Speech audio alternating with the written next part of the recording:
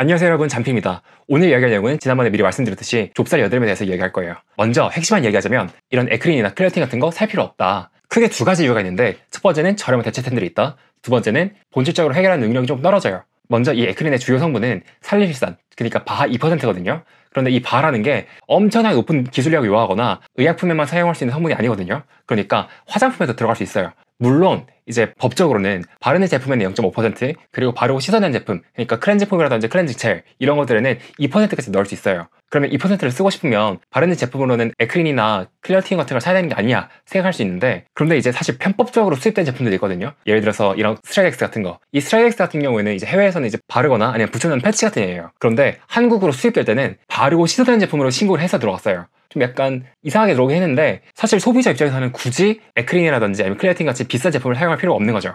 그리고 그렇다고 해서 제가 스트라덱스를 추천하느냐, 사실 그것도 아니거든요. 이제 말씀드렸듯이 두 번째 이유로는 본질적으로 해결하는 능력이 좀 떨어져요. 그러니까 이제 바하 같은 경우에는 이제 겉에 있는 각질들을 녹여가지고 피지가 배출되도록 좁쌀 여드름을 해결하는 데 도움을 주는 친구들이에요. 그런데 물론 이제 아하나 파하나 이제 이런 애들보다는 모공속까지 침투할 수 있는 성분이 각질 제거 성분들 중에서는 이제 바하가 유일하기 때문에 분명히 도움이 되고 분명히 효과가 있는 친구인 건 맞아요. 그런데 이 친구만으로 이제 좁쌀 여드름 자체가 생겨나지 않게 본질적으로 해결하기 좀 어려워요. 그러니까 비유를 하자면 이제 타이레놀 같은 경우에는 두통이 생겼을 때 먹으면 분명히 두통을 가라앉혀 주고 분명히 효과가 좋은 건 맞거든요. 그런데 타이레놀 자체가 두통의 원인을 해결하고 두통이 원천적으로 생겨나지 않게 도와주는 친구는 아니잖아요. 마찬가지로 이 친구도 비슷해요. 그러다 보니까 제가 추천하는 건 총 3가지가 있는데, 첫 번째는 피지 조절제를 먹는 거.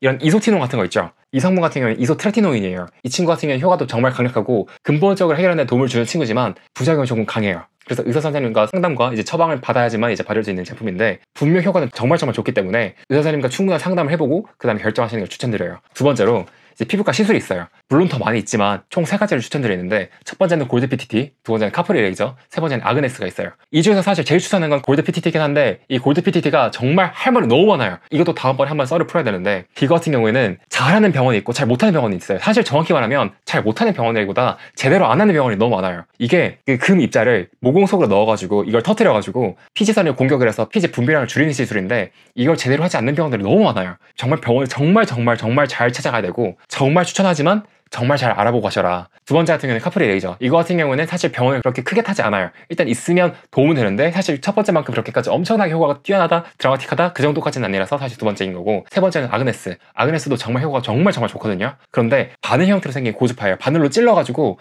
모공 하나하나를 찔러가지고 거기를 공격을 하는 거예요. 그러다 보니까 잘 못하는 곳에 가면 이것도 흉터가 될 수 있어요. 그러다 보니까 이것도 정말 막 추천하기 좀 어렵고, 정말 병원을 잘 알아보고 오셔야 돼요. 세 번째로 레티노이드.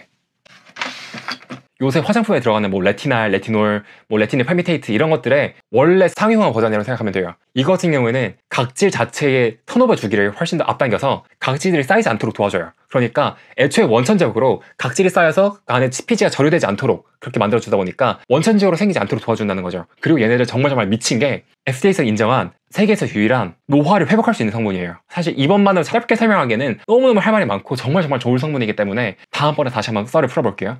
와, 할 말이 너무 많아가지고 언제 다 썰을 풀어야 될지 모르겠는데, 아무튼 이것도 다음번에 한번 썰을 풀어볼게요. 아무튼 이것도 근본적으로 좁쌀 여드름이 나지 않도록 도와주기 때문에 이것도 정말 추천한다.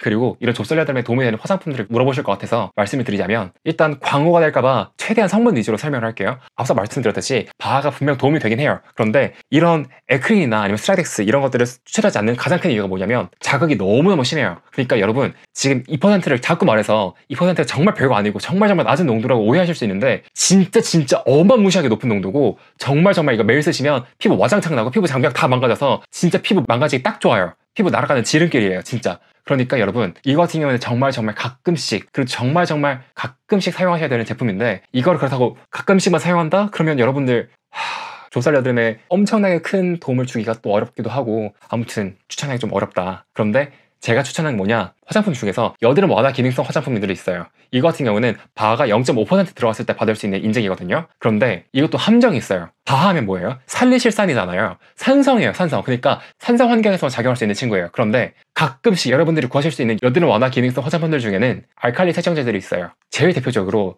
제가 다해서 화장품들을 정말 싫어하는 게 정말 많거든요. 뭐 대표적으로 뭐 이것도 다음번에 썰을 풀 텐데, 뭐 본셉, 뭐 비타C 어쩌고저쩌고 세럼이랑 뭐 레티놀 세럼 이런 것도 정말 싫어하지만, 정말 말도 안 되는 것들 중에 하나가 JM 솔루션의 이제 아크 클리어 클렌징 폼인가? 이것도 정말 문제가 많거든요. 성분표를 보시면 뭐 미리스틱 애시드, 뭐 라우릭 애시드, 포타슘 하이드록사이드 이런 것들 들어있어요. 이게 뭔 소리냐면 쉽게 설명하면 이게 알칼리 세정제라는 소리예요. 근데 바알이 0.5% 넣어놓고 여드름 기능성을 받았대. 이게 무슨 말이야 방구야. 그러니까 여드름 기능성을 받았는데 여드름 효과가 없어. 이런 것들이 너무 많다는 거죠. 그러니까 여러분들이 사실 때 꼭 올리브영이라든지 아니면 쿠팡에 여드름 기능성 화장품을 검색하신 다음에 거기서 꼭 약산성인 제품을 사셔야 돼요. 약산성. 그러니까 뭐 제품을 크게 이제 추천하고 싶진 않지만 뭐 마일드랩이라든지 아니면 프란츠 이런 제품들, 프란츠의 뭐 젤 클렌저라든지 이런 것들을 보시면 약산성이에요.